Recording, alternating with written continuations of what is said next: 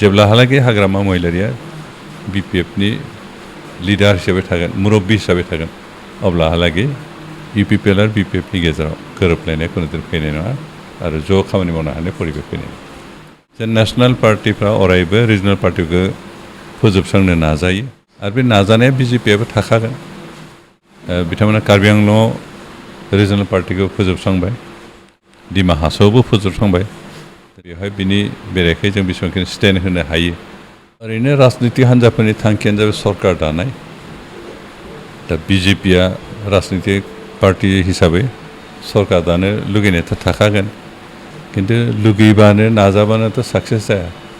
कारण गणतन्त्र सरकार दानाय दायआ रायजो राजानि मदद खालामनाय खालामैनि सायावसो निर्भर खालामो दा रायजोफ्रा जुदि बिथांमोनखौ मदद खालामो हयथ' जाफुंनो हागौ जों जेनेबा दानो मोना होननानैथ' बुंनो हाया गणतन्त्र गासैबो सरकार दानो हानायनि मोन्थाय दं सरकार दानो नाजानायनिबो हास्थायनायनि मोन्थाय दं बिथांमोना हास्थायदों खिन्थु हास्थायबाबो नाजाबाबो जाफुङैया रायजो राजानि मतामतनि सायावसो कारण रायजोफ्रा जुदि मदद खालामो मेजरिटि देरहाहोयो अब्लासो सरकार दानो हागोन थांनाय समाव नुदों जे बिथांमोनखौ सरकारा मावगोन रायजोफ्रा मेजरिटि होआखिसै बेनिखायनो सरकार दानो हायाखै एबारबो जों आसा खालामदों जोंहा मोनसे फोथायनाय दा रायजो राजाफोरनि गेजेराव बिटिआरनि रायजो राजाफोरनि गेजेराव जे बिजेपिखौ मेजरिटि देरहानायाव रायजो राजाफ्रा मदद खालामनाय नङा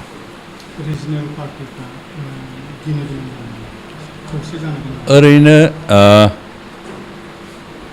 आसामनि गुबुन गुबुन ओनसोलनि हिस्ट्रिखौ नायबा जों बेखौनो नुदों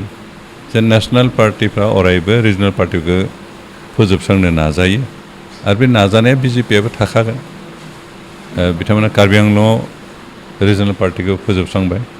दिमा हासावबो फोजोबस्रांबाय दिनै बिटिआर ओनसोलावबो एसे नाजानायखौ जों नाजानाया बिथांमोना थागोन दा बेखौ खुला खुलि हयथ' बे दिन्थियाखै हयथ' आन्दोजों स्रोद स्रोदै बिथांमोना नाजानाया थाखागोन दा बे नाजानायखौ जाफुंसार होनोबो नाजागोन बिथांमोना बे हास्थायनायखौ मोगथां महर मोनहोनोबो दा बेवहाय बिनि बेरेखायै जों बेसेबांखिनि स्टेन्ड होनो हायो रायजो राजाफोरनि गेजेराव जों बेसेबां हाबनो हायो रायजोखौ बेसेबां बुजायनो हायो रायजोखौ जोंनि प्रति बेसेबां गोख्रों खालामना लाखिनो हायो बिनि सायाव निर्भर खालामगोन बेनिखायनो बेफोर खोथाखौ सिन्था खालामनो जों जोंनि स्ट्रेटेजि जोंनि पलिसिफोरखौ जों नाजाबाय थादों जोंहा रिजनेल पार्टि हिसाबै हाग्रामा महिलारिनि बिपिएफ थाबाय इउपिपिएल थाबाय आरो हयथ' बिदिनो फिसा फिला थाबावनोबो हागौ दा बे पार्टिफ्रा ओरैनो जास्ट पलिटिकेल पावारनि थाखायल' नाजालासिनो गावनि जातिगत जिफोर इसु बेफोरखौ फोथांना लाखिनानै बेफोरखौ लाखिनो नोजोर होनानैबो खामानि मावनो रोंनांगोन आरो अब्लासो जों एग्रेसननि एगेन्स्टै स्टेन्ड होनो हागोन कारण नेसनेल पार्टिफ्रा गासैबो एग्रेसन खालामो दा बेनि एगेन्स्टै स्टेन्ड होनो हानाय पलिसिफोरखौ जों रिजनेल पार्टिया जेब्ला नेसनेल इस्युफोरखौ लानानै खामानि मावगोन अब्लासो जों स्टेन्ड खालामनो हागोन नङाबा जास्ट पावार लानाय पलिटिकेल पावारनि थाखायल' खामानि मावबा जों हानाय नङा बेनिखायनो जोंहा जिहेतु इउपिपिएल पार्टिया जास्ट पलिटिकेल पावारनि बाथ्राखौ सिन्था खालामनानैल' नङा खिन्थु जातिनि जोंनि राव हारिमु थुनलाइखौ फोथांना लाखिनानै जोंनि जातीयताबादखौ फोथांना लाखिनानै जोंखौ मोनसे आलादा सिनायथिजों थांना थानायनि जिथु सिमां बेखौ मोगथां महर मोननायनि जिखिनि हाबाफारि बेखौ लानानै जों खामानि मावदों आरो बेनिखायनो जों फोथायदों जे बिटिआर ओनसोलनि रायजो राजाफ्रा रिजनेल पार्टिबाबो इउपिपिएलखौ मालाबाबो नाकस खालामनाय नङा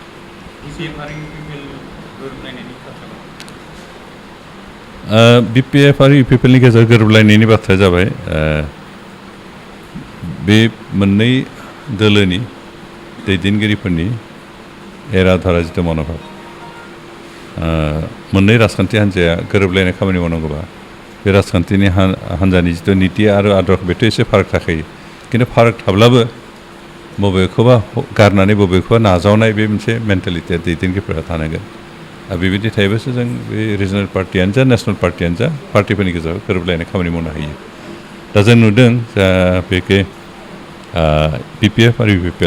इउपिपिएलआथ' खोब गोदान पार्टि खिन्थु बिपिएफआ दा जथेस्थ' गोजाम पार्टि जाबाय दा थांनाय समफ्राव जों इउपिपिएलनि दैदेनगिरिफ्रा बिपिएफनि दैदेनगिरिफोरजों सावरायबोदों सावरायनाय नुदों जे बिपिएफनि दैदेनगिरि हिसाबै हाग्रामा महिलारिया बे माखौबा गारनानै माखौबा नाजावनाय बे पलिसिखौ खुनुदिन गनाया बिथाङा गावनो चिफ जानो मोननांगौ गावनो बिटिसिनि दैदेनगिरि जानो मोननांगौ बाखिबो गावनि सिङाव थानांगौ बे मन'भाबजों खोथाफोरखौ बुंनो नागिरा बेनिखायनो बे मोननै जेब्लाहालागै हाग्रामा महिलारिया BPF-नि लिडार हिसाबै थागोन मुरब्बी हिसाबै थागोन अब्लाहालागै UPPL आरो BPF-नि गेजेराव गोरोबलायनाय खुनु दिन फैनाय नङा आरो ज' खामानि मावनो हानाय परिबेक फैनाय नङा।